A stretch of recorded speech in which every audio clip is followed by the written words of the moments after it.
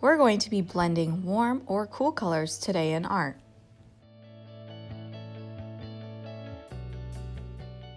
Here's a look at what you'll be using today. Make sure you have your messy mat ready. After you write your name on your paper vertically, on the bottom right corner, Ms. Chen will give you a paintbrush. Don't forget to write your class on the back. When you're finished with your Sharpie, mindfully put it back in its home in your table basket. Here's a look at our paint colors today. You'll notice on the bottom is all of our warm colors, and on the top is our cool colors.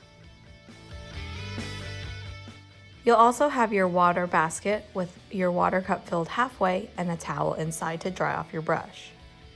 Dipping the tippy toes of your brush into the paint color carefully, make sure you always wash it out before dipping into another paint color. Try to slowly wash your brush mindfully and carefully so that the water does not splash out and get into the paint or onto your artwork. Make sure you always dry off your brush because these paints do not like water. Remember, the towel is only for the paintbrush, not for your hands or your table. Try not to squeeze the paintbrush with the towel. Kind of use it like a doormat when you would just wipe off your shoes to get all the water and mud off. Never pick up your paints from the paint tray. If you also notice that you're running low on a color, just patiently raise your hand and Ms. Chen will bring you some more paint. Now that we've gone over our paint expectations, let's finally start painting. Because I'm painting with warm colors, I'm going to dip my brush, not scooping it like yogurt, but dipping my brush in mindfully. I'm going to use the lightest color first out of my warm colors. When you place the paint on your paper, if you see a goop or kind of looks like a paint booger, you want to make sure you spread it out. Notice the direction I'm painting in. Am I using different directions or am I just using one? The correct answer is that I'm just using one direction to spread the paint mindfully. You'll want to spread the paint evenly to cover up all the white paper. Sometimes this paint is kind of thick, so dip your brush into a little bit of water and place it on top of the paint to help it spread. Now take your second lightest color, which in my case is orange. I'm beginning to place the orange color into the middle area of my artwork. To blend the two colors together, I'm placing the orange a little bit on top of the yellow where it ended, and I'm taking a little bit of water and mixing the two on top until it looks like it's well blended. In your painting, you should be able to not see where the first color stops and the new color begins. With the space that's left on my painted paper, I'm now using the darkest of my warm colors, which is red.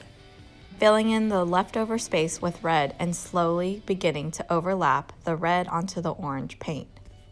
Using water again, I'm beginning to blend the red and the orange together, back and forth until they look like they are well blended.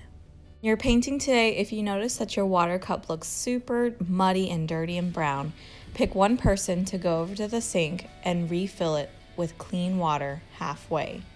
You should only need to refill your water once or twice today. Make sure it's not too full of water and slowly head back to your table. Here's an example of Ms. Chen blending the three warm colors, working from lightest to darkest, green, blue, and purple. If you notice that you can't see your name in Sharpie anymore, then that means you used too much paint. Use a little bit of water to kind of spread and thin out the paint so you can see your name again. You need to see these two examples. They are up on the chalkboard. When you're ready to head over to the drying rack, you'll notice that there's lots of colored paper in them.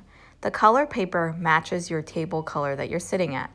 So if you sit at the yellow table, find a yellow piece of paper and carefully slide in your wet artwork.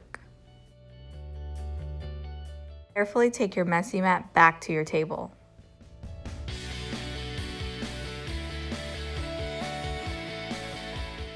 Now that we've learned about positive and negative space, we're going to be using the shape of leaves to create our positive and negative space.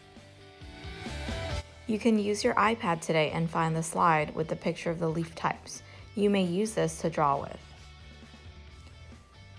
Pick the leaf shape that you're most interested in recreating in your artwork. Remember, we're only drawing half of the leaf that we pick. When you're drawing your leaf, a little trick is to start with the top part of your leaf at the top of your paper and draw the bottom part of your leaf near the bottom. That way you fill up the space. You'll notice that I'm erasing the petal of my leaf. That's the twig looking thing that's sticking out at the bottom. That's kind of like a long line. At the end of art, it won't really work for our positive and negative space, so that's why I'm erasing it. Clean off our hands and our table.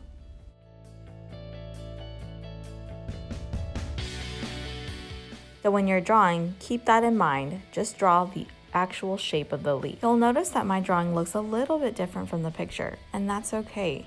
You do not have to copy the leaf exactly from the picture. Make sure you've double checked your drawing before you pick up your scissors and cut. Try to cut along your pencil line as best as you can.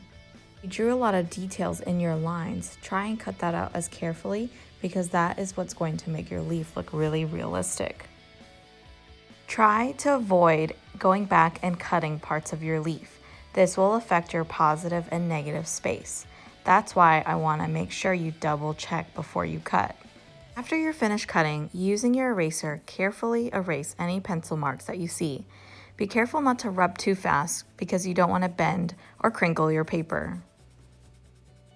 It's really important to check where we're gluing our positive and negative space papers. You should not be gluing your negative space onto the right side of your paper because then you'll be covering your name. My positive space is on my right and my negative space is on my left. With your messy mat ready and your glue box, open the lid and leave it in the glue tray. Then grab your glue brush and carefully dip your brush in and always wipe it off if it's dripping.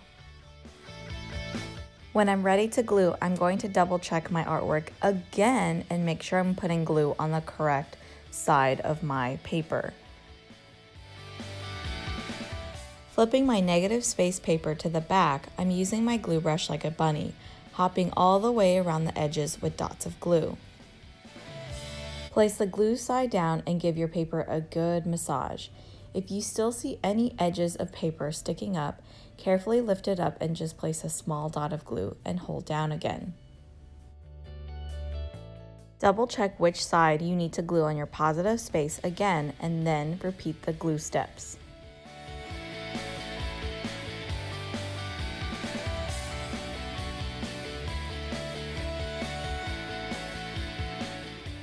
When you glue your positive space down, you'll want to make sure it lines up with the cutout of the negative space. When you're ready to turn your artwork into your folder, double check to make sure your artwork is not sticky with glue, or else it's going to stick to the folder or someone else's artwork.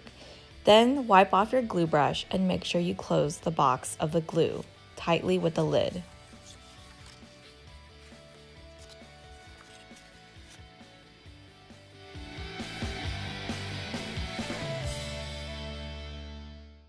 You'll find your artwork from last week in your artwork folder at your table.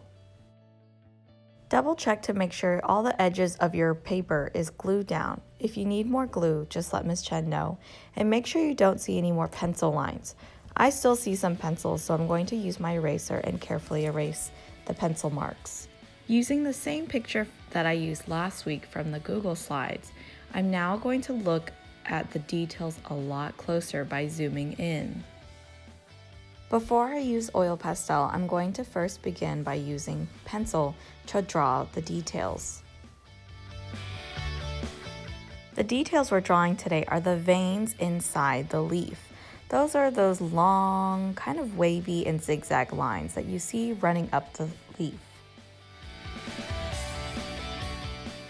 After you're finished sketching in pencil, we're going to be using oil pastel to trace over the pencil.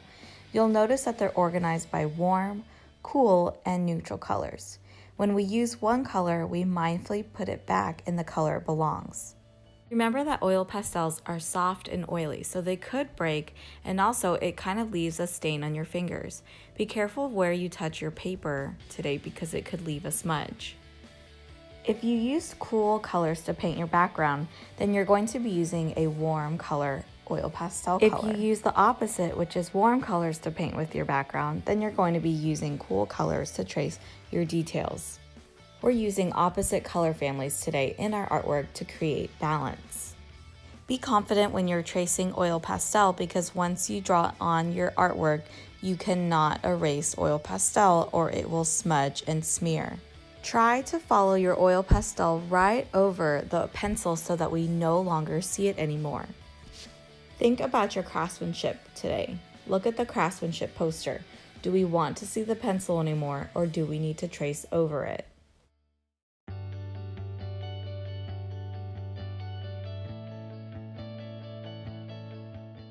If you take a closer look at my artwork, I still see pencil, so I'm going to go back over my oil pastel one more time and make the color a little bit brighter and darker and trace over the pencil again. I finished all my details in oil pastel, and now I'm double checking my artwork before I turn it in to my artwork folder.